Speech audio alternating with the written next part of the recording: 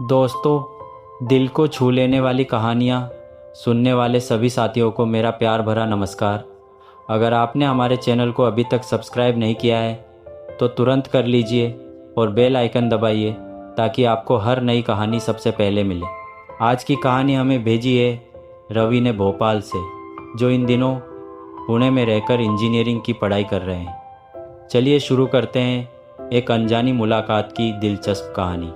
मैं क्लास ख़त्म करके कॉलेज से निकला और मेट्रो पकड़ने के लिए स्टेशन की तरफ गया।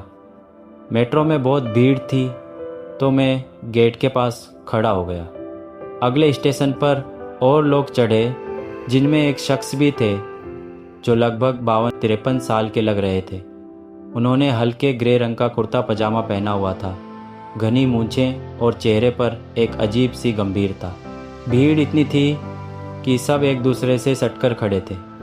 मैंने सोचा कि यह भीड़ की वजह से है, इसलिए ध्यान नहीं दिया, लेकिन भीड़ कम होने के बाद भी वे मेरे पास ही खड़े रहे। फिर उन्होंने मुस्कुराकर मेरी तरफ देखा और कहा, कहाँ जा रहे हो?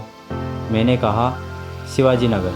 वे बोले, अच्छा, मैं भी वहीं जा रहा हूँ। उस दिन मैं काफ़ी थका हुआ था, क्लास प्रोजेक्ट्स का प्रेशर, घर की टेंशन, लेकिन उनकी बातें सुनकर मुझे अजीब सी राहत महसूस हुई। उन्होंने मेरे कंधे पर हल्का सा हाथ रखा और कहा, लगता है तुम्हारा दिन भारी गया है। फिर उन्होंने मुझे बैठने की जगह दे दी। मैंने मुस्कुराते हुए थैंक यू कहा। उन्होंने बताया कि वे एक रिटायर्ड प्रोफेसर हैं और अपने बेटे के साथ रहते हैं। बेटा दिन भर ऑफिस में रहता है और वे घर में अकेले।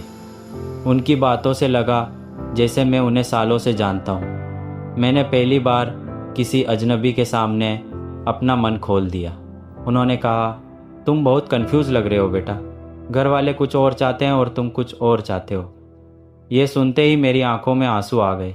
शायद मैं इतने दिनों से यही सुनना चाहता था। फिर हम दोनों मेट्रो से बाहर निकले और पास के पार्क में जाकर बैठ गए। वहाँ बस हम दोनों थे। न जाने क्यों, लेकिन मुझे उनके साथ एक अजीब सी अपनापन महसूस हो रहा था।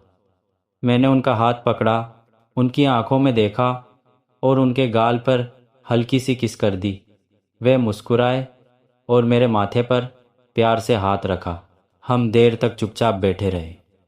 फिर अंधेरा हो गया। वे बोले, अब घर चलना चाहिए।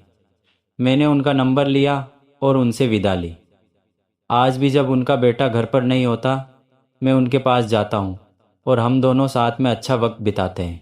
दोस्तों, यह थी रवि की कहानी। अगर आपकी भी कोई कहानी है तो हमें ज़रूर भेजिए।